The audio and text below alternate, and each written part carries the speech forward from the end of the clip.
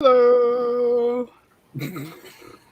Hello, everyone. I'm the Armchair Warlord, and welcome to my second live stream covering the ongoing crisis in the Ukraine. I'd like to give you a little bit of background myself. I spent 9 years on active duty in the Army, another 2 years in the reserves, in the artillery, and I'm also a author and currently a law student. So I'll pass it on to the rest of my panel, starting with Katala and moving down the line. Hello, everyone. My name is Katala Laris. I run a channel on YouTube. It's pretty much a gaming channel. Currently, just Guild Wars. Later on, we'll see. Farv, go ahead. I gotta put down the Lovecraft book. Hold on. Yeah, for Forever or for Vithian Guard, if you look at my channel. I got a total of 10 years in the military, not all at once. I had a gap in between service. I went from 234th Armor Battalion to 1st Cav out of Fort Hood, and I got out back in 2006. That would be your turn. Hello, ladies and gentlemen. I'm an Elder Fang, and I'm come here because I find this interesting. Remember, everything you know is a lie. Let's go on. For fuck's sake. So, as you can see here, we have a extremely professional panel composed of veterans and people who are smart about this kind of stuff. So veterans and people who play computer games occasionally, and completely unqualified civilians, which makes them just a little bit better than most of the analysis you find these days coming out of the Pentagon. Which is a bit embarrassing. The chef's kiss of the kind of analysis which is apparently being conducted at the highest levels of the United States government these days is this just wonder of an article, which I thought we'd go into first. It's coming from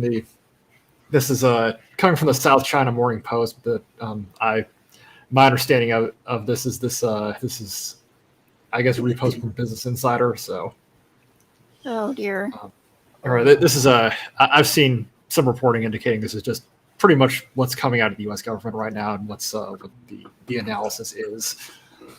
This is so embarrassing. By the way, this comes from senior Biden administration officials talking to the New York Times. So apparently, this is the South China Morning Post doing their take on a New York Times article,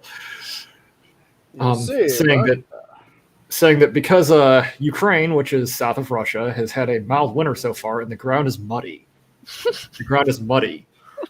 The Rasputitsa mud will just stop the Russian army in its tracks, like the Wehrmacht in 1941. Russia never did have a problem with mud, even when it was a problem for everyone else. Yeah. Yes, the Russians will be unable to drive their modern equipment with high horsepower engines and large tires and giant tracks through with their own country. Got 840 horsepower. It's got more than that. That's the old T-72, I think. The T-90 is like over 1,000. Is it? Hold on a sec. I have that brought up. Like you realize the problems which the Wehrmacht had because they were like literally invading Russia using VW Beetles in some cases. Literal VW mobility standard engine power, 840 HP. I think it's using a similar engine, probably also because of the weight. Hey, little buddy. That could be. Ah, yes. So yeah, apparently Ukraine usually has the ground frozen by January, but I guess because it's been a mild winter, the ground hasn't frozen yet. And here the picture they're illustrating this with is a T-72 driving through extremely thick mud. Down here we have an MTLB. It's a pretty old Russian APC. It's like their M113. Yeah, it's an amphibious little tracked bugger. Yeah, that's also driving through mud, which honestly looks better than pretty much anything I saw at Rooster 8 in Korea. I saw worse mud pits than this in freaking Fort Riley after a rain. Yeah, I mean, honestly, It would be a small exaggeration to say Seattle's roads are this bad, but I can already see the briefing from here. Former Vice President Joe Biden and President Kamala.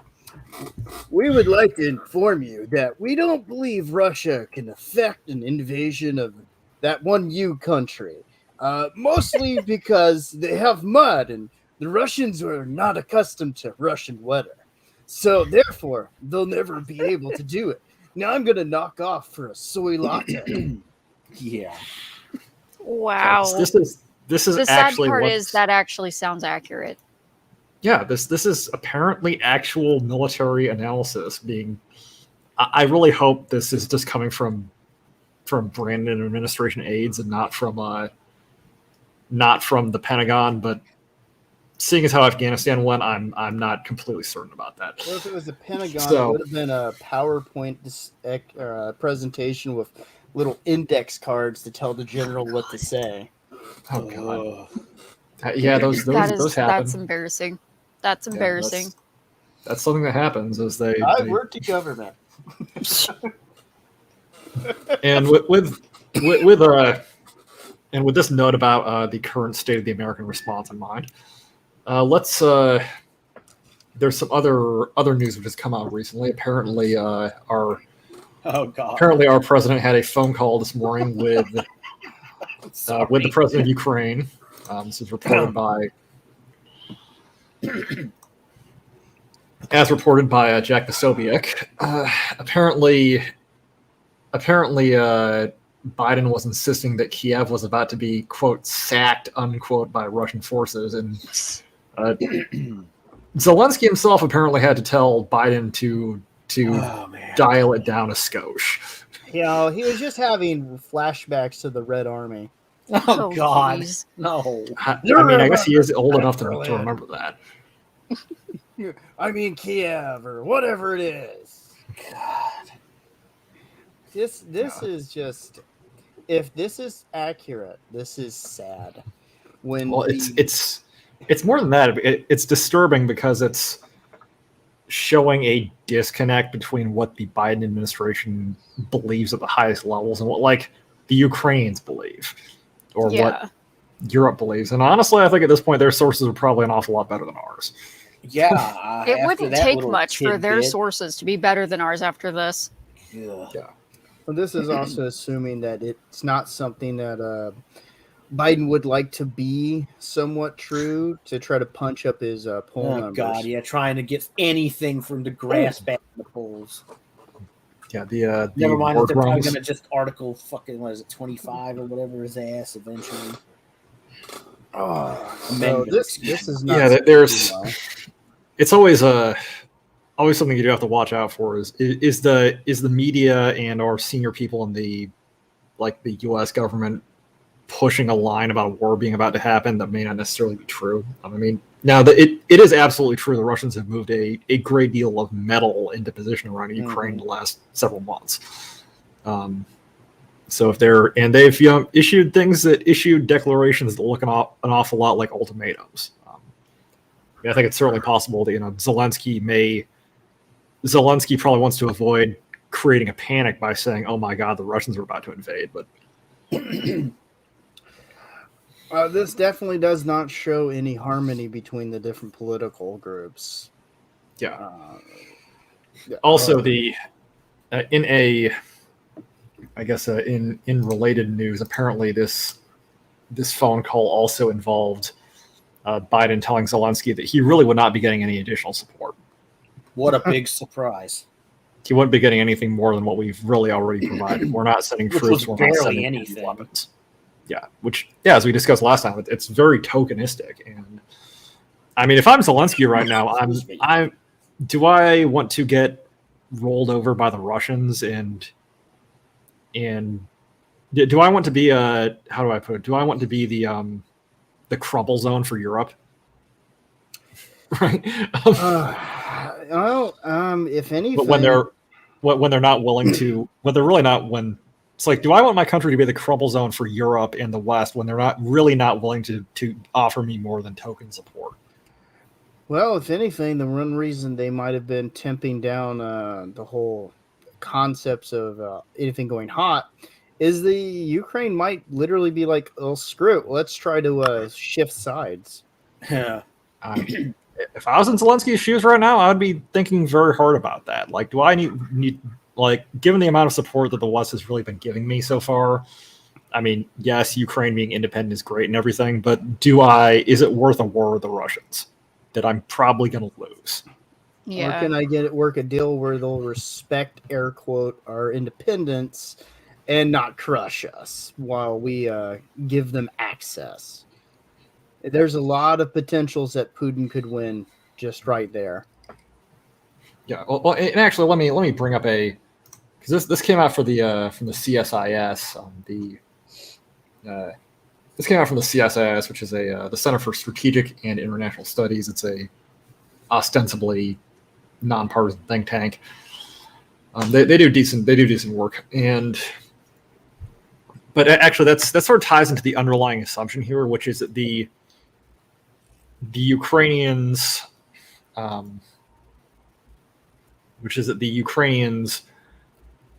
are going to fight what they know will be a losing war without the prospect of Western support. Right, that's an underlying assumption here that the war is going to happen in the first place, and that we're not about to see an Eastern European Anschluss. I wouldn't even say this would necessarily be like the Anschluss. It'd be more like the annexation of Czechoslovakia. Oof. Yeah. The assumption of war really comes down to: is Ukraine going to try to continue to resist, or are they going to go, hey, let's take an opportunity? Especially with no will from the West. And literally the only country that has any will is the UK. And they don't have the manpower. And with their demographic time bomb, they don't have the forces to go with it anyways. Yeah, and I mean, I wouldn't even characterize what the UK has done as showing more will than is showing a lot of will. I mean, the as I pointed out earlier, I mean, the UK has sent the Ukrainians basically some shoulder launch missiles. Yeah, that ain't going to stop the Russians. They didn't do any more or less than we did, really. Yeah. Well, they're just it's more something, but verbal it's not about much. it. Yeah. And that really comes down more to a dislike for the Germans. Yeah. But yeah. So yes, I mean, I think the big question here is this 1939 or is this 1938? And some of the indications lately might be that this is a little bit more of a Czechoslovakian situation than a Polish situation. I know I sort of analogized Ukraine's operational picture to that of Poland in 1939 last stream, but their strategic situation is probably a lot more like Czechoslovakia, because their supporters, their ostensible allies, are unwilling to stick their necks out to actually defend their independence. And honestly, I hate to be this guy, but No. I think a large part of this is, realistically, I don't think Putin wants a war. Realistically, I think he's hoping that the Ukraine will see that nobody wants to back them up and come to the table, because Russia's big problem right now is they need resources. Yeah, and the Ukraine has a lot of resources, and they have a lot of people too. I mean, the Russian population is 120 million right now, and Ukraine's another 40. Plus, it's one of the richest agricultural areas. Resource rich, and Russia is short on resources. Yeah. Well, I think you got a good point. Putin's always been underestimated politically, but he's not a stupid man. He probably looked at the situation and figured, well, they're not going to do anything, so that gives me a better chance of bullying the Ukraine into shifting back over to my sphere of influence. So, in a way, it's a politically very astute action. Yeah, he's really no dummy, and he's been quite. I mean, the Russians have been quite successful at achieving their political goals. And how things have been handled with Russia for the longest damn time is all the assumptions that Putin was a stupid brute, and the constant underestimation of why he does things. Well, I think it also ties into a certain amount of dysfunction in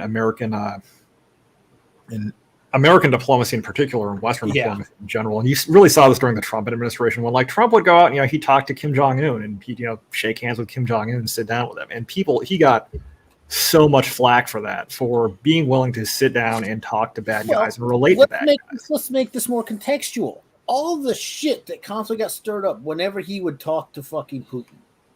Yeah. Every fucking time. Everything was Russian fucking collusion. And I'm sitting there going, you fucking dumb dickheads. We should be making alliances with this country. Well, let's be honest. The Democratic Party has had a hatred for the Russians since the Soviet Union fell. Yeah.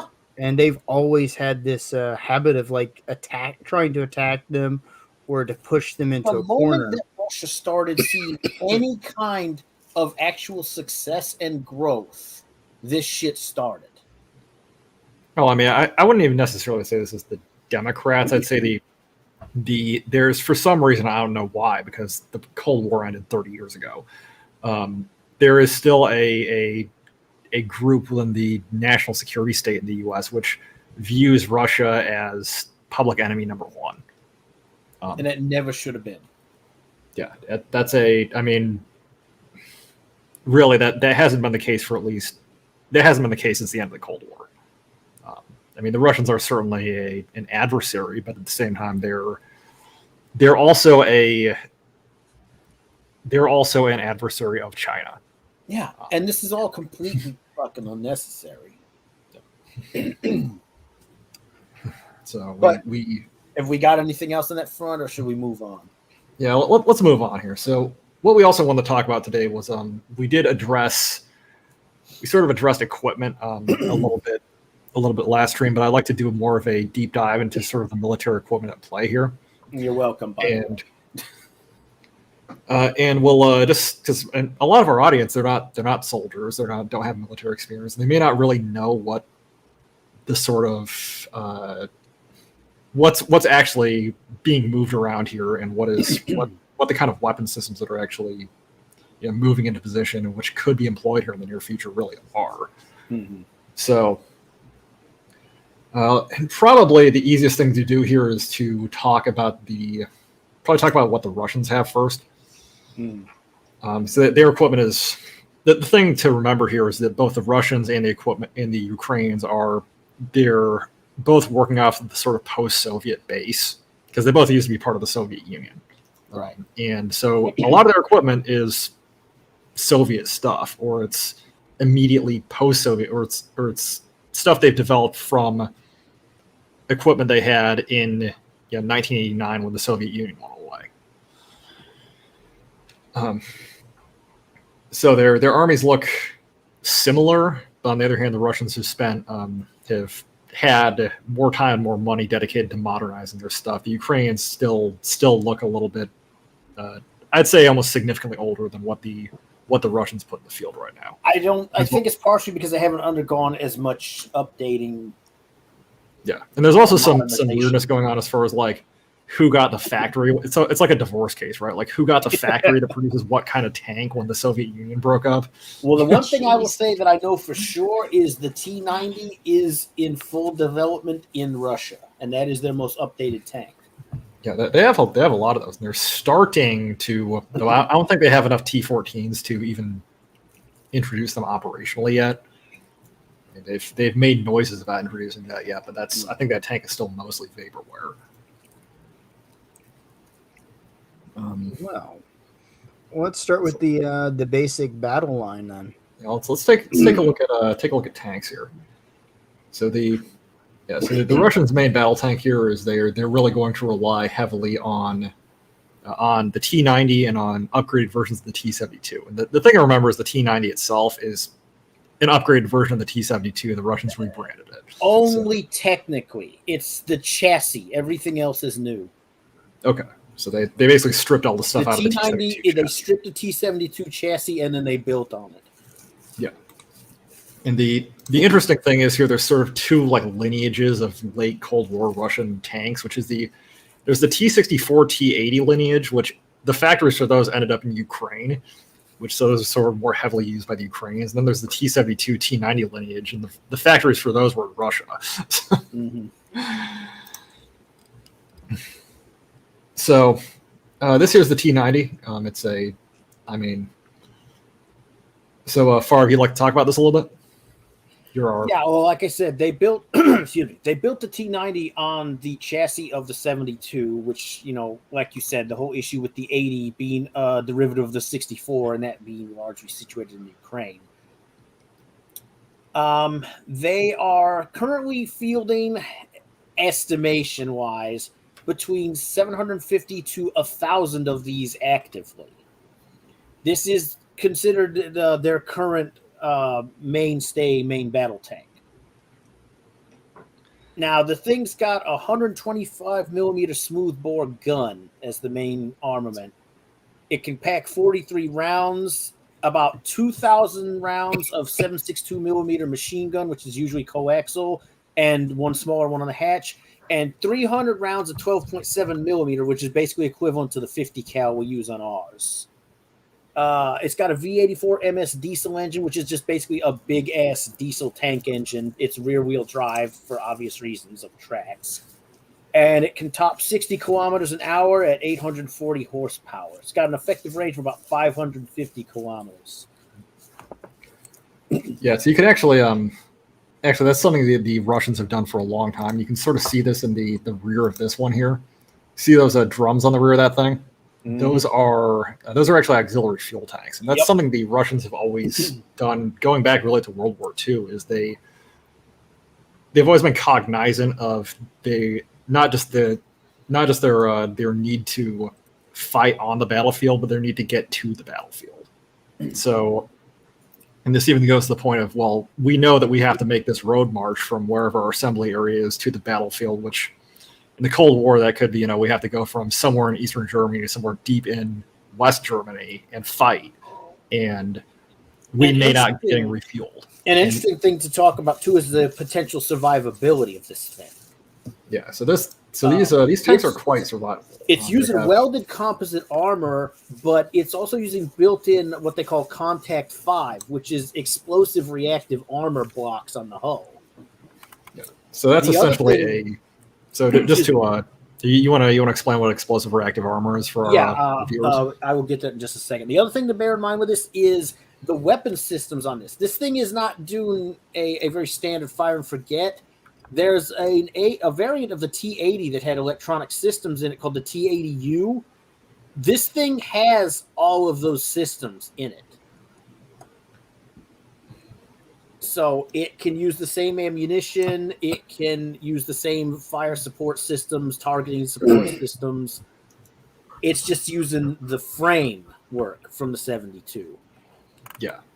So I mean, the T-90 is a fully modern tank. It has honestly, it has the same kind of fire control thermal imaging, in thermal imaging systems, and really a very similar gun to what you would find on any Western tank.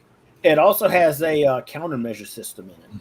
Yeah, in fact, it has some of them I know are equipped with active and passive countermeasures against guided missiles. The Shatora 1 uses infrared signals to block guidance. Yeah, and that's actually quite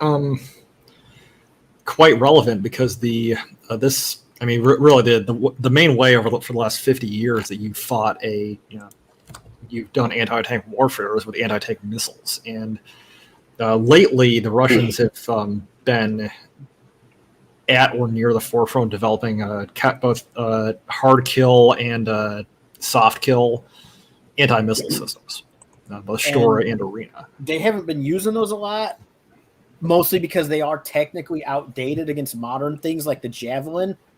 But the fucking Ukrainians don't have any fucking Javelins. Well, they have some Javelins we gave to them, but most of their stuff is but there's not many. Yeah. So actually, this has led to some interesting developments. Like the Ukrainians are actually starting to.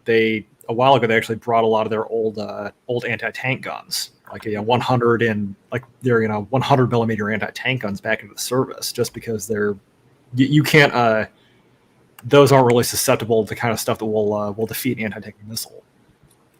Well, you know what the sad thing is about what I would call a submunition on the 90? Yeah. There's something called the 9M119M reflex. And NATO designed this, by the way. It's also called the AT-11 Sniper B. It's an anti-tank guided missile.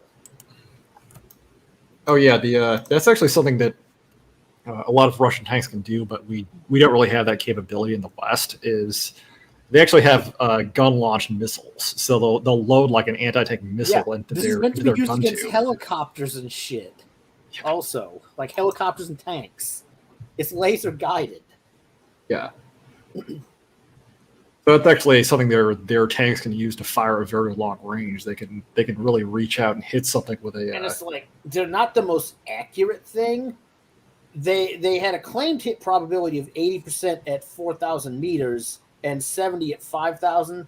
Now, on the average, it says it's got a hit rate of about 50%, but that's still not something to not be worried about.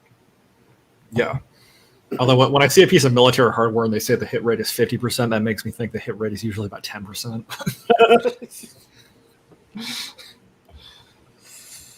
I think the official, I think by the technical specifications, like an AMRAAM will hit something you fired at every single time, and its actual success rate in combat is like 50%.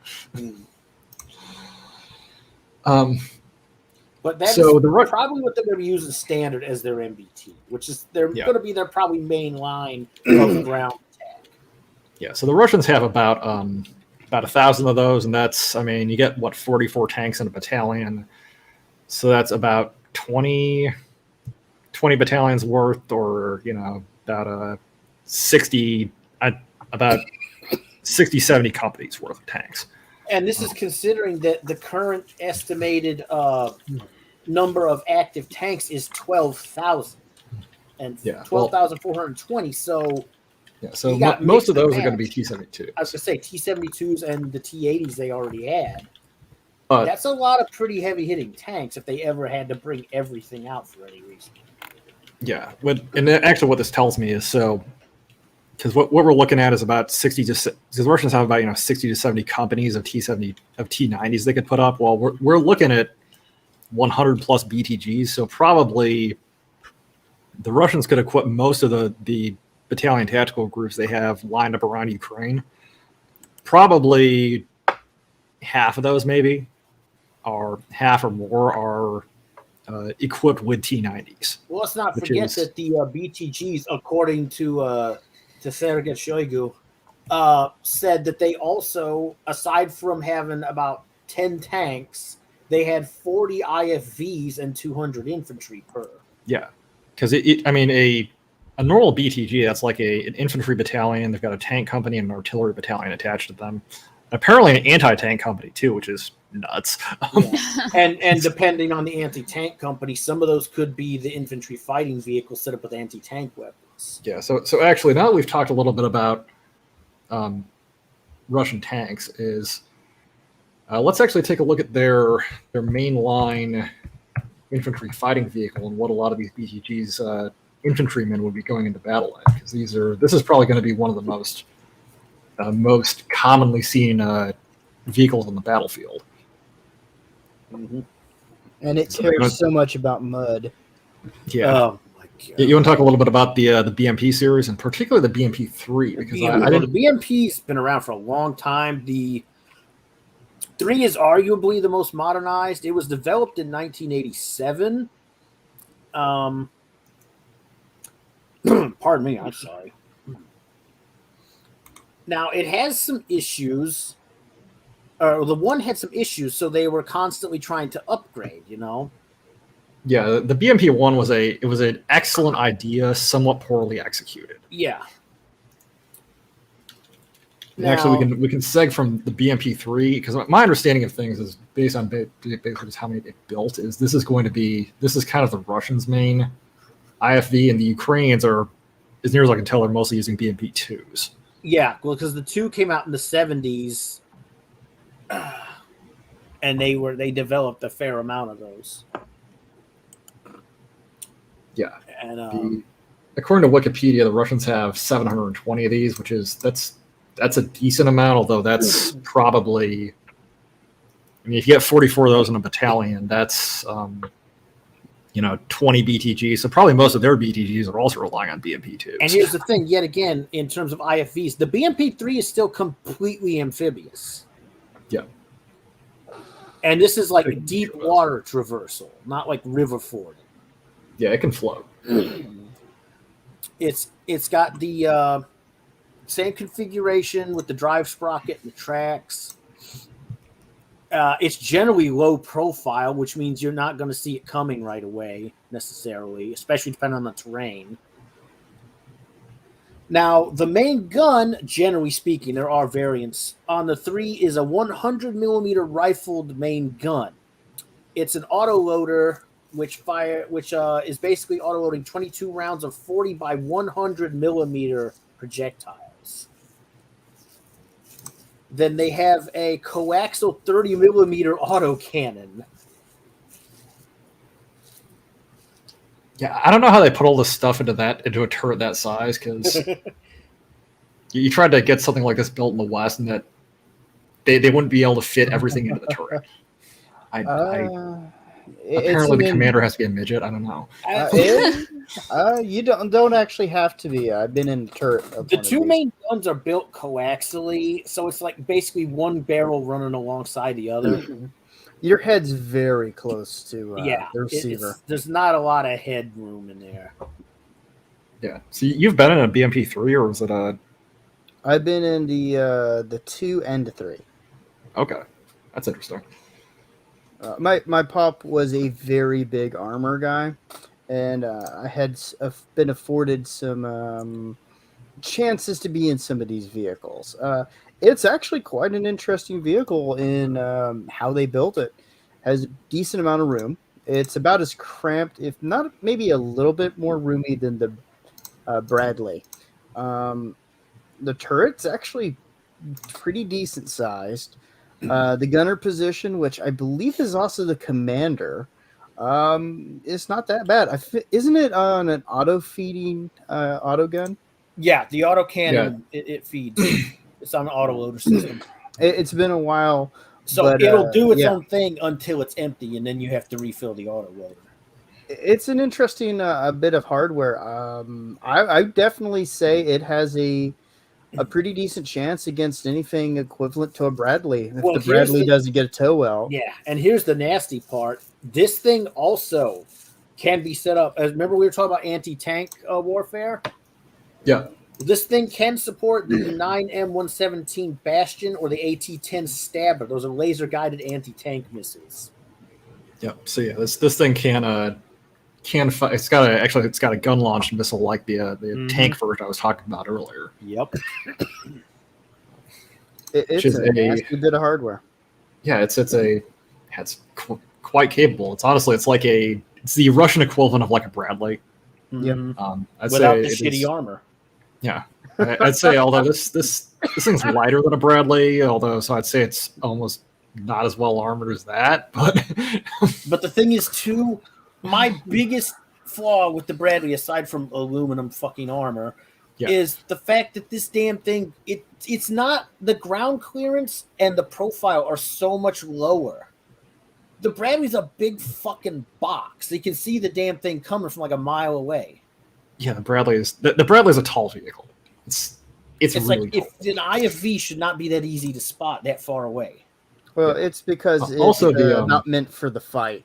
Yeah. Well, also the important thing to emphasize here with this, especially as related to Ukraine, is that this is a fully amphibious vehicle. This will float. We mentioned that earlier. And the only thing not amphibious in their ground forces that is likely to get fielded is their tanks. Yeah. Well, so when the Russians do an assault crossing, they go ahead.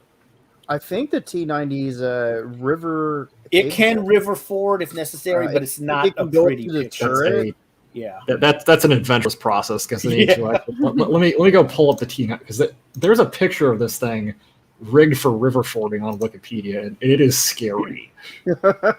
It is You passed it, I think. terrifying. Where is this? It was further up. It might be slightly more. Oh, yeah, here we go. There it is. Yeah, I was looking That's at a hell of a snorkel. Well, I was looking at it That when is it was no. all the way in That's the all water. I'll say to that. Yeah. The water will come up all the way to the turret and it'll run. It's about as I'd say about as capable as the Abrams, if not a little bit more. Yeah, well, the Abrams wasn't exactly designed for So it. if you think about did it, have accommodations. Even So though I it's not as don't able think- as its other things, it's still decent at getting where it needs to be. Yeah, and I don't think the Abrams was ever set up for deep fording. Not Well, that I've ever seen. have you ever seen And when they they told us tested them? they told us expressly when I was a tanker not to fucking try that shit. But Yeah. holy hell, they have to have this giant tube that goes up from the. It's not even Yeah. worth it. This is this is one of those like things that seems great in theory until you actually like tell somebody like Favre, okay, we're gonna put a giant snorkel on your tank. You have to drive under the river on the riverbed. You can't see anything because you're underwater. So you're driving blind for starters, and secondarily, if anything happens to that snorkel, you're fucked. But Yeah. this Not does to mention do you're literally well. driving on a riverbed, right? Yeah. Which is not tank terrain.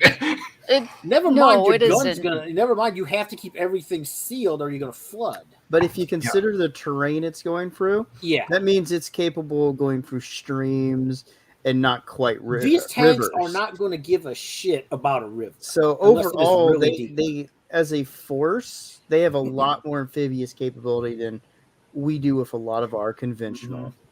Yeah. Well, also there's another consideration here, which is okay if like a Western force is doing a river crossing, we have to ferry everything over, or we have to bridge everything over, right? And until then, it's light infantry coming off of helicopters on the other side. Have fun. Yeah.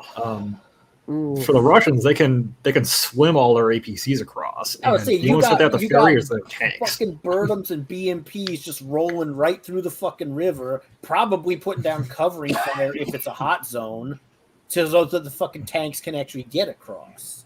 Yeah. And I mean, they even have some amphibious like artillery pieces, which is Yeah, which is fucking ridiculous. But Like, remember, the I mean, Russians it is aren't ready Russia. for mud.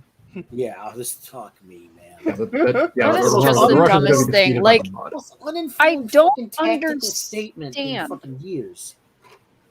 Go ahead, You Colin. don't Dude. understand? I was gonna say I don't understand why people think the Russians would have an issue with mud. They were the only ones who didn't have any issues with mud in World War II. Yeah, it was just Well, the fucking. Yeah, the T-34 explicitly had giant tracks on it because they Right. knew about their own mud. Like, If we live in a any- place where everything is snow and mud like 85% of the fucking time. We don't know. Considering, Fuck. my knowledge of, let's say, command staff and God. associations with them, in general, a lot of these people are either talking out of their ass or they're thinking, oh man, I have a really hard time getting my car out of a muddy driveway. And that's about I as much honestly, experience as as they have. stupid as that sounds, I swear to fuck that is the way some of these people think. But then again, my family was friends with old blood and guts, so what can Oh, I say? Lord. Oh boy. Well, I mean, it's like people think, oh my god, we got the armored Humvee stuck in the field because it was muddy. We can't get around here. It's like you realize that you're talking about armored Humvees, which are not exactly they're I would say all-terrain aspirational. Humvees, unarmored Humvees, are great. They are a good all-terrain vehicle. The minute you start bolting shit onto it, though, you are greatly gets too heavy. You are greatly like weighing down its effectiveness because Let's you got all add that extra weight. 900 pounds of metal on it. Yeah. Then Now, put the armored 500 Humvee pounds of Is a dudes reasonable in it. idea in theory. Just don't try to drive it through nothing in that state. You see it going over terrain, it's going way down on the spread. so you're like, it's sinking, okay. you know, I saw this motherfucker sink in sand. Never mind fucking mud.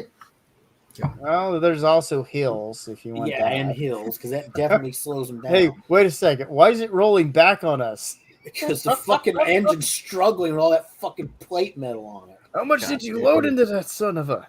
Well, just You realize those things don't have like the biggest engines in the model. No. I mean, they're great vehicles if you're using them for what they're designed for, but they were never meant to be used as up-armored vehicles.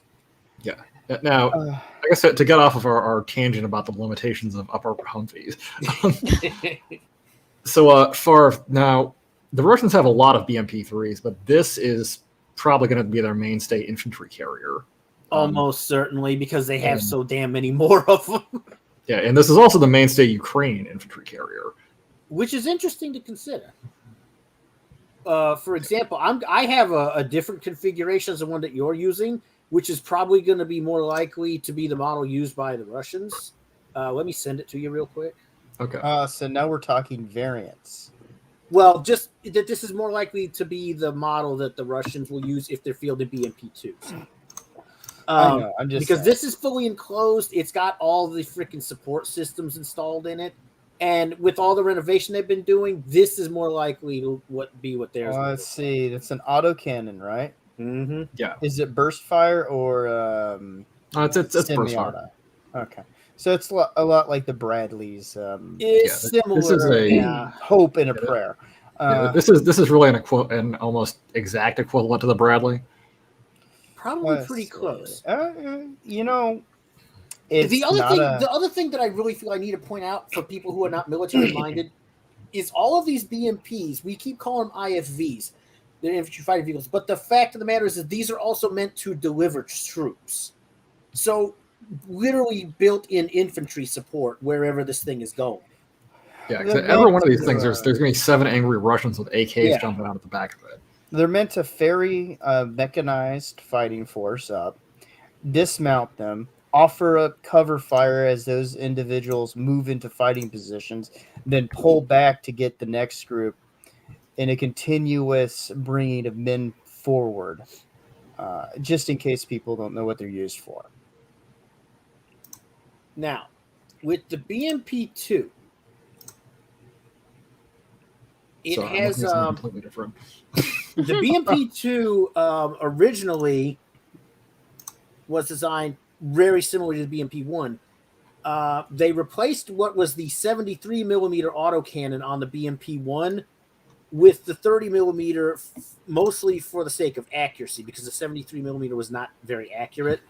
Yeah, this is the BMP-1 here. It has this goofy little like autocannon, like low velocity dupe gun on it. Yeah. And it also you could literally like set up an AT-3 anti-tank missile on like there's like a launch rail on the roof where the gunner would have to like get out and put the missile down on it, and then he could fire it and fly it to its target. Oh, was the pintle mounted? Oh God, no! Yeah, I need to go find a picture of this thing with a missile set up on it. No. Now, the Boyvaya Machina, this current BMP-2, it is using the more accurate 30 millimeter system. It also here we go. Oh, you find it? This is a picture of an oldie BMP-1 with the missile set up. Yeah, it's literally just a rail with a missile sticking on it. It's adventurous. That's one way of putting it. About 8 men in the back. These are Eastern ones. Commander. Yeah. Oh, I remember those guys. So this is using the 30 millimeter. It can field both. Armor piercing or high explosive projectiles via that 30 millimeter system. It can elevate up to 75 degrees with, like any good turret, a full 360 degrees rotation.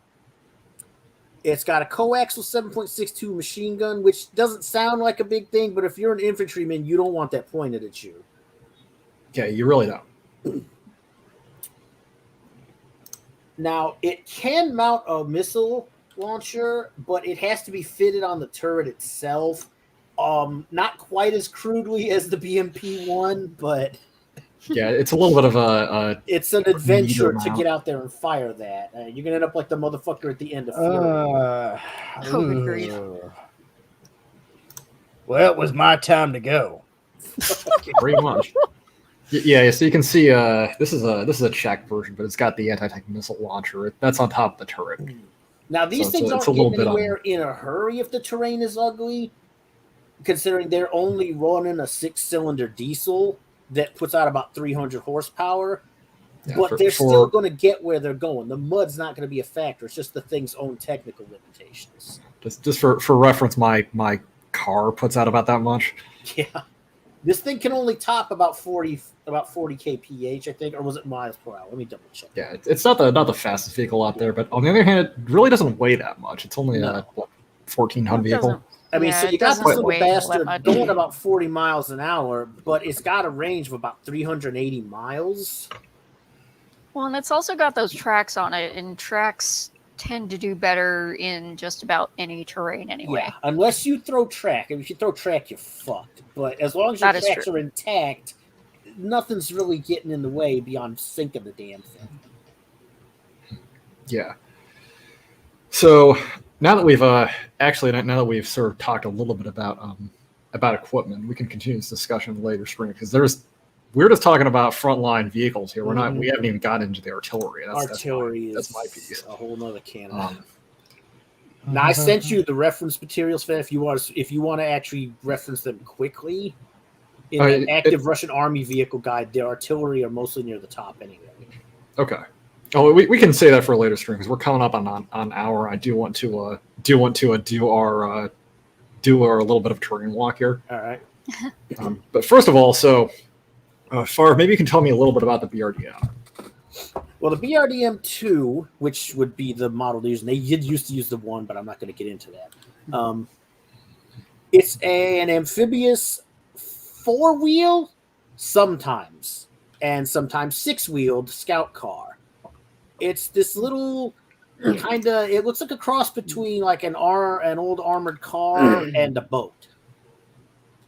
It's got a big old turret on the top of it, hatch windows, big ass headlights. He probably can put a picture of one up. There we go. That's a pretty standard Birdom 2. You got about 3 different ways to get in, 2 upper hatches, 1 side hatch. And this is the primary amphibious vehicle they used for recon and that kind of thing for a long fucking time. Yeah, this thing is I'd call it the herald of the apocalypse because before the whole might of the Russian army comes down on you, you're going to see a couple of these barreling down the road towards you. Or cruising down the road. You're going to see the sad frog. Because the headlights and the little armor plate. It's just as likely you might spot when it's in cruising the river like a fucking alligator. Oh, yeah. I think there's a picture of this thing swimming. Because these things, everything the Russians own can float. Yeah. Here we go. Yep. It's like a big ass alligator. So this would be part of their force recon. Yep, that's pretty much it. Because this is literally a scout car. And with that in mind, let's get into our virtual BRDM and do a little bit of recon. All right, to explain to people. This is the Google Street View availability around Russia and Ukraine, and unfortunately, in Eastern Ukraine, there's really not a ton. Like the separatist area is here, and it looks like they sort of cut off the street view around there, but there's a lot elsewhere. And so let's there's no Google Street View in Belarus, but the Russians are a little bit more open about this kind of thing. Maybe. So let's actually, I think almost the most interesting place to look at would be the terrain near Kiev that the Russians would be coming out of. If they're coming out of Belarus, and you probably want to start near the Belarus border. So, I think honestly the area immediately west of Pripyat. There's really nothing keeping it from coming down through Chernobyl itself. But no, there's nothing out there really. Yeah, but I'd say probably the area west of Pripyat would be. If they attack down, through Zhytomyr here, they could really start isolating Kiev quite quickly. So let's go come down here. This is near the border. Yeah, so the border with Belarus is up here, so we're facing north right now. Turning around because we're in our Russian BRDM and we're heading south. So this looks like decent defensive terrain. I don't know what you guys think about this. You can get some infantry or a couple of APCs stuck in there where nobody would see them right away. Looks like you'd have to get some infantry out and clear the woods. It's a 2-lane road. So we have Zytomir, 155 kilometers. Are there any wrenches in the chat? Do we have I'll deal with it. Hold on. So basically, this road looks like it could handle a decent supply line. You have wood on both sides from about 50, 25 yards each side of it. I'd suggest at least that. It's not the most defensive. Yeah, this really is not. I mean, this is not really the kind of terrain you want to run you want to be running a lot of heavy armor through, because again, you see woods on either side of the road. Unless you cleared a lot of that, and then you're giving yourself away anyway. You'd have to roll them down this one fucking road. Well, let's assume you have to get infantry out. You're going to be pushing in your troops and your force recon. So this gives a good quick entry, especially if you want to push your force recon right up to, let's say, what's the nearest town from the border? Let's see. Back this out here. Get my layers back on, because it apparently turned off. I don't think it was over. Okay, so here there we go. Okay, so yeah, it looks like a lot of this area here is pretty forested, so this would take some time to work through, but we can move over. Let's take a look at the next border crossing. Because this would be coming down towards further west towards where is this? Rivne. Okay. The Russians otherwise, you go any further, you're going to end up over in Lutsk. Let's see. Here we go. Similar road. A lot of open terrain on this. Oh, well, this is better. This is much better for maneuver, because this is just wide open. Yep. So probably some farming going on. To the left, it looks like it's a downward slope, so that would make it a little bit more difficult to launch an ambush from. Yeah. This is this is just. I mean, honestly, this is just. Then it opens up more. There's just that's actually open behind the trees too. Yeah, this would be a good area to stage. It'd be a much better approach for a larger force. You push in some of your troops to secure the area, and then you start moving in the armor to set up a staging area. Yeah. And also, I'm speaking of the infamous Ukrainian mud. If you take a look at the road we're going down here, this is a modern paved 2-lane road. Yeah. Very nice. This isn't 1940 where all the roads in Russia were dirt. Even then, the Russian tanks had no issues. No. Yeah, I mean, look at this. This is wide open here. Oh yeah. You can see those houses. That the thing that people like to not think about when they make these statements in the modern era is it was the Germans that were having trouble moving in Russia, not the Russians. Speaking from a strategic point, you could push one of your main armored thrust into this region, and the region we were in previously, you could push a good bulge of your infantry, and then that way, if they don't try to counter, you then have a excellent fighting position to have your infantry move in through cover, and your armor has a beautiful area with just great sight lines here. Yeah. And I mean, the thing is that the tanks wouldn't just be rolling down this road, but there's all this logistics trucks could. Yeah, they can roll supply convoys through here, but the tanks can go right up either side of the road. The main thing is that nothing that would stop them. The tanks can move in and they can spread out, and they have beautiful firing lanes. But the thing is, after they move up, then you have all the supplies and the secondary forces that have a secured road. So the whole concept that mud is stopping them is stupid. Yeah, I mean, you look at this they could get out into a full tactical formation out here in this area. Like it's great. There might be some threats in those woods, maybe. The amount of mud they could kick up there, even considering the treads on these tanks and their weight, is insufficient to slow much of anything down. Yeah, because they'd be going across fresh ground. They wouldn't be trying to follow each other, creating a mud pit. you're not going to see a convoy of tanks, one after the other, following each other down the road. With this much open space, there's no point running a straight freaking column. And that's why I said this is probably the better area for them to push an armored formation through. While the other one's perfect for infantry. So you could have a two-pronged assault going on, and you can hit one of the major cities near Kiev, and then you could threaten or at least pin down Kiev's probably main force, which they'll probably move into that region. Yeah, well, I mean, because you could, yeah, exactly. You could have your dismounted forces moving in closer to Kiev, where there's a little bit more, the terrain's more closed, there's more forest. I mean, particularly, I mean, the area around Chernobyl's all forest. Yeah. And then you have a heavier force pushing around further to the west. And it can sweep in and deal with probably lightly, or not lightly, but lighter defended areas. Whoever made that statement, it's just, as an estimation, it's non-committal and lazy. This reminds me of that major in Germany who got ran up the trees by boars when he went walking off into the woods by himself, and we warned him not to do it. And we had to go in and pick him out of a tree. Jeez. Brilliant. It's like, oh, there's no boars in Germany. It's like, fucking what? You see me wrong, sir. Jesus. He discovered when he found all 19 of them. But, you know, this is just one of those things. Is it someone speaking out of their ass? Yeah, and with no... I mean, if you're going to make a statement, even if you don't know... That's a nice coastal area.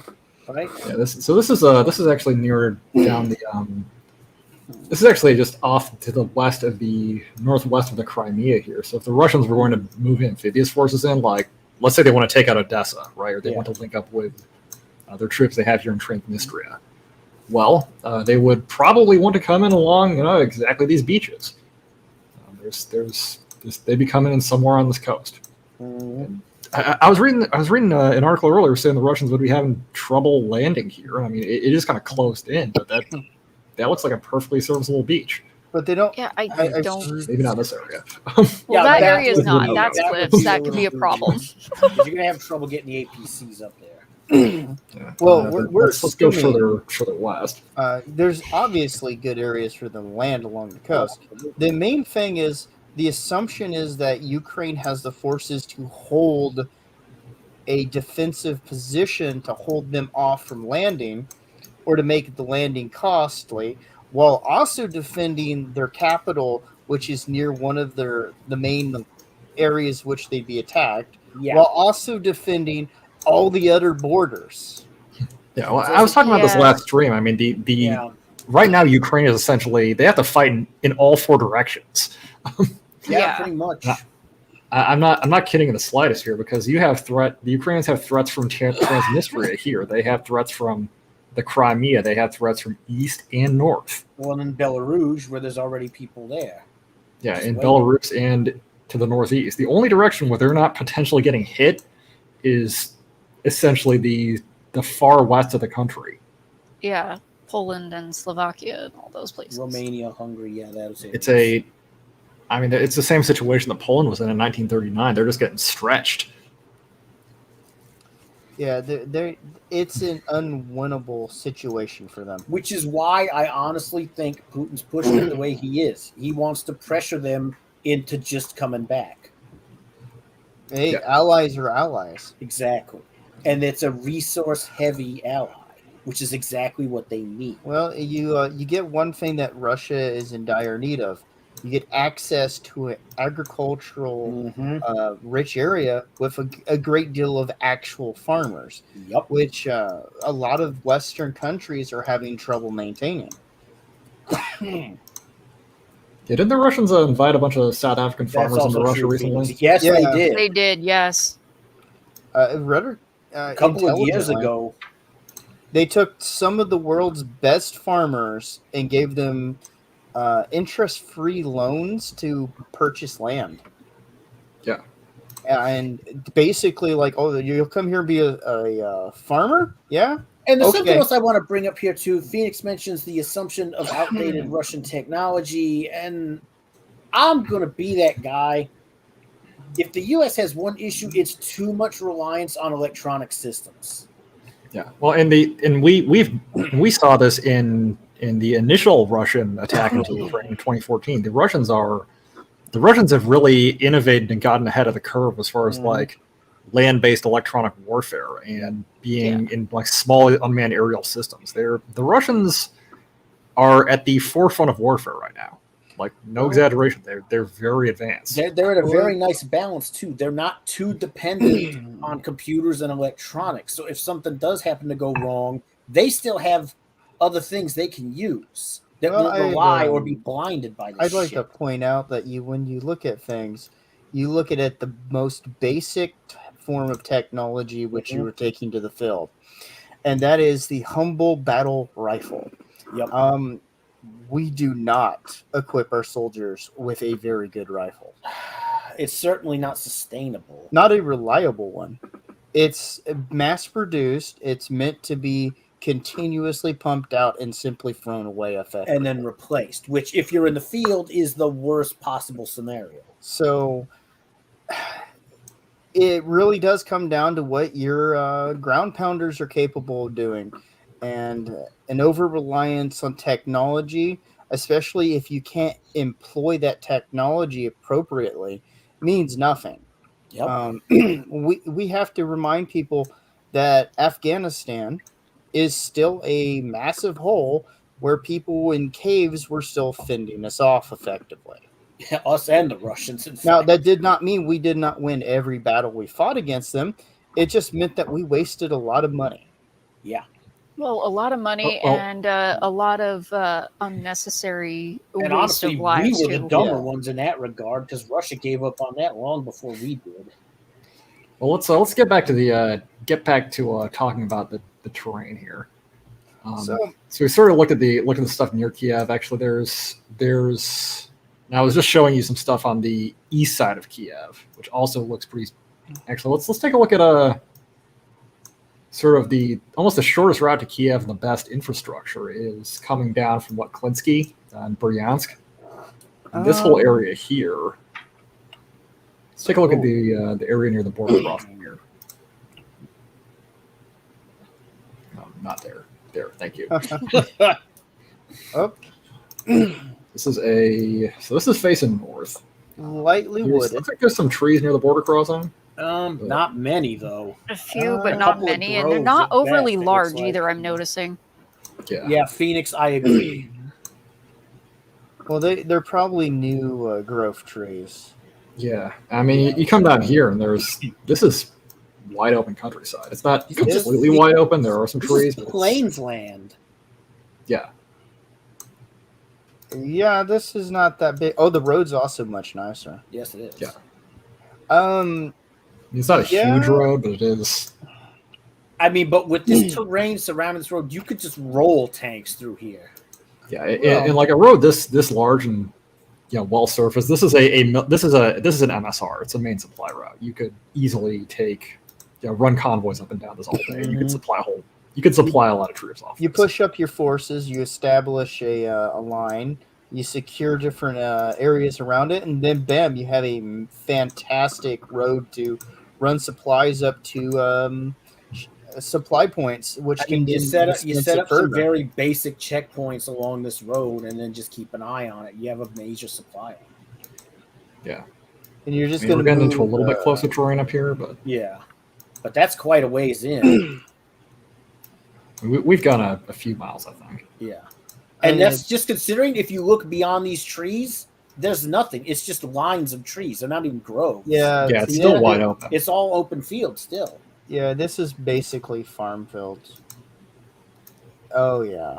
And it would be very easy to get rid of what few trees there are there. Yeah. It looks like you have to probably dismount some infantry and clear through this area, but... And it'd be miles before you have to worry about that. You get a few miles in and then dismount. That's not a bad trade. And you can walk through this pretty quick. Let's see how long it is before this opens up again, because it looks like it's already starting to open up. Yeah, it looks that way.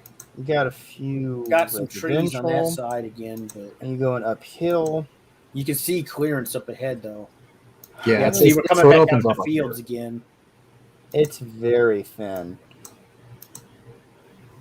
Yeah, yeah. Just to be perfectly honest, you have roads that lead right into the country and go where you want them to. Then you have a great deal of open areas with light forest. Yeah, I don't think there's much advantage in at least some of these locations for the Ukrainians to actually stop the Russians. I mean, Ukraine is like the terrain there is like Poland only worse. It's flat. Flat, open, and yeah. It's Oh, yeah. So I'm just using those ones, and considering those are all That's within. 2 major approaches. Well, it's 3 effectively. Well, yeah, 3, but I mean for like just mixed forces, not solely infantry, you have 2 major approach vectors. Yeah. I'd probably use the first one, or the second one, and the third one to push in and cut into the area, and then use the first one that we looked at as a way to push up supplies and then have it feather out or web out. Yeah, this is not a good, like, this terrain does not afford them a lot of advantage. This goes to the disconnect with how we look at other countries, and we just expect them to have dirt roads effectively. Christ. This is a modern European country. It's got good infrastructure and really, I mean, almost ideal fighting terrain. To the slack-jawed stupidity going on at the analytical level up there. It's insane. Well, I think the analysts for the Biden administration in particular, and just the Pentagon in general, are still stuck in the 50s. This is a fucking joke. There was clearly no analysis done here. Well, clearly, what's going on is they wanted to understand the white rage of the Russians. Oh, fuck. God. Stop, sir. I can't let it go. It's such a stupid thing for an officer to say. Christ, man. Who even said that anyway? Yeah, that was Millie. Yeah, General. Oh, yeah, that's right. Our illustrious chief of staff. Fat, chunky ass mouth. Chuck his ass down the steps. Dude is a fucking Some men are like slinkies. Not really good for anything, but you can't help but smile when you see one tumble down the stairs. Oh, God. We're speaking in an entirely figurative way, you two. What you looking at? Pull your heels there, Susan. Wow, Karen. You don't know if Millie doesn't like Slinky, Susan, so watch it. God. Well, whether he likes slinkies or not, he can be one. We're at the hour 7 He's about mark. as useful. Well, I think we've covered a little bit more on the technical and material capabilities of the Russians, and the fact that I think that just by annotating some of their Ukraine is not a giant hell of mud, which the Russians cannot and surpass. they're also not overly fortified. Oh, I think it's the areas snow, they're looking that's at not fair. going, the areas they're looking at probably approaching from, with the equipment we've fucking shown, they would not have that much effort making an approach from either direction. Yeah, it's just great terrain. Yeah. Go ahead. I was gonna say if they're going to go from if they're gonna go from like the lake there too, by the way, like there's a river that goes straight into Kiev. Yes, there is. That would be amusing if they put some stuff straight to the Dnieper. That would be probably a terrible idea. It would be crazy. In total, the Russians have a lot of avenues to approach. Yeah. Well, it seemed like a lot of Ukraine's beach territory is kind of steep, kind of cliff-ish, but there are a couple. There of the are some approaches really that good are, flat beaches. Exactly. Yeah. And also, I mean, the technology of amphibious warfare has moved a little bit beyond Omaha Beach. Yeah. The Russians could fly guys in helicopters straight from the And this Crimea is land. considering that it's confirmed that they have moved fucking gunbirds into freaking Let's just be position. perfectly honest. If they really wanted to make a seaside approach on Ukraine, they have combat engineers. They can put them in helicopters and fly them over the little cliffs. Yeah. And We the have Ukraine is somebody not going to have a commented bunch of that dudes says- just sitting there like World War II to resist them. Some of the comments that says, "Wow, you guys are actual people." No, What? I've never been one of those. I'm an elder thing. Oh, will you Oh, stop? wow. Well, you know. I'm just using this body thing to talk to you. Josh is at least allegedly an actual person. Alleged you. human. So, yeah, I mean, we haven't even gotten into, I mean, what effective anti-invasion preparations would look like versus what's actually happening on the ground. We'll probably talk about that next stream. So right now we're an hour and 10 minutes. You guys have any closing thoughts you want to say before we clock out? I think I've vented enough about the stupidity of that statement, so I think I'm good. Yeah, I think I think I've said about all I had to say. I would say pray for the people of Ukraine. They are the Well, yeah. actual Yeah. victims in this. Entirely And- true. You know, just to give them some well wishes. Yeah, they are very much in need of it right now. They really are. And with that in mind, with that in mind, we did talk about ourselves a little bit at the beginning. You all want to shill yourselves before we clock out? Josh clock out Gradden, stream? my humanity is often in question, so that's nothing new. That's nice. I do have it on That's good over because your that's werewolf. because you growl a lot. Uh, You're definitely a werewolf. as you can see, they made my point for me. Ugh. Well, why don't you talk about yourself first? It's your channel. Well, I'm the Armchair Warlord, and this is a me actually using stuff on my YouTube channel is a fairly new development of mine. Really, what I'm planning on doing here is occasional streams on military and political topics going forward, and also shilling the ever-living hell out of my book. You're welcome for the convincing, by the way, because originally you were wanting to do this stuff on my channel.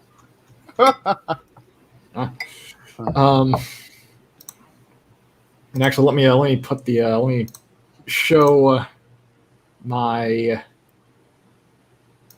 There we go. Having fun. I'm having a ton of fun. Let me show you guys my book here. Are you people ready for a book? It's about Big reading. book. I'm going to show my stuff. I am pretty sure the book is not about reading. So this is my book. I am going to have the sequel out later this year, probably significantly later this year in a few months. So it's a great time to get into it because you'll be able to read the sequel fairly quickly. It's been very well reviewed. You can see it's got 4.5 stars, 36 ratings on Amazon. It's a military fantasy, and I always welcome sales. If you would like Josh to support, rating, worth that's if okay. you'd like to support the Armchair and Yes. you'd like to throw some money at him, like think, you're like, man, I'd really like to buy this man a coffee or something, like a Jenga set or something. Here's an opportunity for you not only to support an author who is up and coming, but also get something for you to read or use as a paperweight or impress your friends when you smack them in the face with it. Buy it now. Because I'm not expecting that you to take hardcover my. might actually work as a bludgeon. It's fairly large, yeah. So I'm not expecting you guys to pay me money because you like my stream that much. I'm expecting you guys to pay me money because I have a product that I want to sell you, which is a good product. Capitalism. Get yourself something while helping out a guy. Yes. Katala, you want to show your channel? Yeah, so my channel, same as my screen name here. I do gaming. Right now it's all Guild Wars. And considering doing other games in the future. It'll probably be Guild Wars for a while. The expansion comes out next month. Right? Yeah, like we're gonna be going through the expansion as soon as that drops. So, because we've all like purchased access to it, so be on the lookout for that. Oh, yep, there you go. Just a cat thing. There we are. Dang it, cat. Sorry, gonna go ahead. Yeah, Farvithia Forever, Farvithian Guard, depending on who you ask. I got a gaming channel myself. There is Guild Wars stuff on it. Normally on Mondays we do discussion stuff, which is why you see that woman from the House on Haunted Hill screaming at the camera. She's horrified by digital media. Yeah. So we do discussions usually on Monday via StreamYards. I stream Guild Wars and whatever other games I happen to have on the new laptop here, which I'm slowly working on. My schedule's a little weird for the gaming stuff. It just kind of, it's usually at least once a week, sometimes twice, depending. But yeah, Phoenix, I agree.